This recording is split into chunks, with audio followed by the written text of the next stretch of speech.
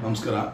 ನನ್ನ ಹೆಸರು ಚಂದ್ರಶೇಖರ್ ಅಂತೇಳಿ, ಕರ್ನಾಟಕ ರಾಜ್ಯ ರೈತೋದಯ ಸಿರಿಸೇನೆ ಸಂಸ್ಥಾಪಕ ಮತ್ತು ರಾಜ್ಯಾಧ್ಯಕ್ಷರು. ನಿಮಗೆಲ್ಲ ತಿಳಿದ ಹಾಗೆ ರೈತೋದಯ ಅನ್ನೋ ಒಂದು ಸಂಘಟನೆ ಕರ್ನಾಟಕದೊಳಗಡೆ ಒಂದು ವಿಶೇಷವಾದ ವಿಸ್ಮಯವಾದ ಒಂದು ಕೆಲಸ ಕಾರ್ಯವನ್ನು ಮಾಡಲಿಕ್ಕೆ ಹೊರಟಿದೆ. ಇವತ್ತು 1008 ಬಡ ರೈತರ ಮಕ್ಕಳಿಗೆ, ಬಡವರ ಮಕ್ಕಳಿಗೆ, ನಿರ್ಗತಿಕರ ಮಕ್ಕಳಿಗೆ ಉಚಿತ ಸಾಮೂಹಿಕ ವಿವಾಹವನ್ನು ಮಾಡಿಕೊಡಬೇಕು. ಜೊತೆಗೆ ಮದುವೆ ಆಗುವಂಥ ಆ ಕುಟುಂಬಗಳಿಗೆ ಒಂದು 10,000 ರೂಪಾಯಿ ಪಾತ್ರೆ ಸಾಮಾನ, ತಾಳಿ, ಕಾಲುಂಗುರ, ಬಟ್ಟೆ, ರಿಜಿಸ್ಟರ್ ಕೂಡ ಮಾಡಿಕೊಡ್ಬೇಕು ಅಂತೇಳಿ ನಾವು ನಿರ್ಧಾರ ಮಾಡಿ ಸರ್ಕಾರದಿಂದ 5 ಲಕ್ಷ ರೂಪಾಯಿ ಮನೆ ಕೊಡ್ರಿ ಅಂತೇಳಿ ಮನವಿ ಇಟ್ಟಿದ್ದೀವಿ. ಆದರೆ ದಯಮಾಡಿ ನೀವೆಲ್ಲ ಗಮನಿಸಬೇಕಾಗಿದೆ, ಕರ್ನಾಟಕದೊಳಗಡೆ ರೈತರ ಮಕ್ಕಳಿಗೆ ಹೆಣ್ಣು ಸಿಗ್ತಾ ಇಲ್ಲ ಅಂತೇಳಿ ಇಡೀ ಕರ್ನಾಟಕ ತುಂಬ ನೋವಿನಲ್ಲಿರುವಂಥ ಒಂದು ಸಂಗತಿ. ಆ ಅವಿಭಜ್ಯಗ ವಿಷಯವನ್ನು ತಲೆಲಿಡ್ಕೊಂಡು ನನಗೂ ಕೂಡ ನೋವಾಗೋದೇನೆಂದರೆ, ರೈತ ಪ್ರತಿದಿನ ಅನ್ನವನ್ನು ಬೆಳೆದು ಕೊಡ್ತಾ ಇದ್ದಾನೆ. ಆ ಬೆಳೆದು ಕೊಡೋ ಅನ್ನ ತಿನ್ನುವಂಥ ಖುಷಿ ಇದೆ. ರೈತ ಬೆಳೆದಿದ್ದ ಅನ್ನ ತಿನ್ನೋ ಖುಷಿ ಇದೆ, ರೈತನ ಮನೆಗೆ ಹೆಣ್ಣು ಕೊಡೋಕೆ ಯಾಕೆ ಕಷ್ಟ? ಆದರೆ ನಾನು ಹೇಳ್ತೇನೆ, ರೈತ ಈ ದೇಶದ ಬೆನ್ನೆಲುಬು ಮತ್ತು ಈ ದೇಶದ ನಿಜವಾದ ದೇವರು.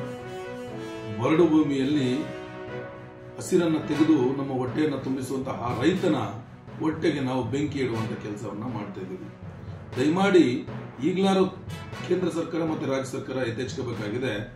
ಏನೇನೋ ನೀವು ಭಾಗ್ಯಗಳನ್ನು ಕೊಡೋ ಬದಲು ಇದೇ ರೈತರ ಹೆಣ್ಣು ಮಕ್ಕಳಿಗೆ, ರೈತರ ಮಕ್ಕಳಿಗೆ 5 ಅಥವಾ 10 ಲಕ್ಷದ ವೆಚ್ಚದಲ್ಲಿ ಒಂದು ಮನೆಯನ್ನು ನಿರ್ಮಾಣ ಮಾಡಿಕೊಡಿ ಅನ್ನೋದು ನನ್ನ ಒಂದು ವಿಷಯ. ಅದಕ್ಕೋಸ್ಕರ ಇವತ್ತು 1008 ಮದುವೆಯನ್ನು ನಾವೀಗ ಮಾಡ್ತಾ ಇದ್ದೀವಿ.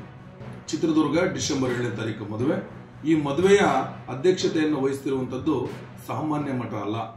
ಆಮೇಲೆ ನಾನೊಬ್ಬ ಸಾಮಾನ್ಯರಲ್ಲಿ ಸಾಮಾನ್ಯ, ಶೃಂಗೇರಿ ಮಠದ ಮಠಾಧೀಶರ ಹತ್ರ ನಾವು ಹೋಗಿ ಈ ವಿಷಯವನ್ನು ನಾವು ಅವ್ರ ಹತ್ರ ಪ್ರಸ್ತಾವನೆ ಮಾಡಿದಾಗ ಅವ್ರು ನಮಗೆ 2 ದಿನ ಕಾಲಾವಕಾಶ ಕೊಡ್ತಾರೆ.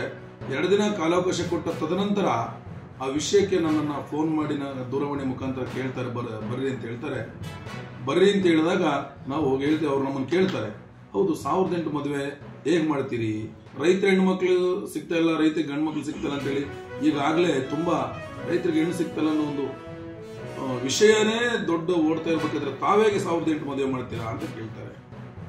ಅವರಿಗೆ ನಾವು ಎಳೆಯಾಗಿ ಬಿಡಿಸಿಡ್ತೇವೆ. ವಿಧುಶೇಖರ ಗುರುಗಳು ಅವರು ನಮಗೆ ಕೇಳ್ತಾರೆ, ಭಾರತೀ ತೀರ್ಥ ಸ್ವಾಮೀಜಿಗಳು ಅವರ ಶಿಷ್ಯ ವಿಧುಶೇಖರ ಸ್ವಾಮೀಜಿಗಳು ನನಗೆ ಅವ್ರು ಕೇಳಿದಾಗ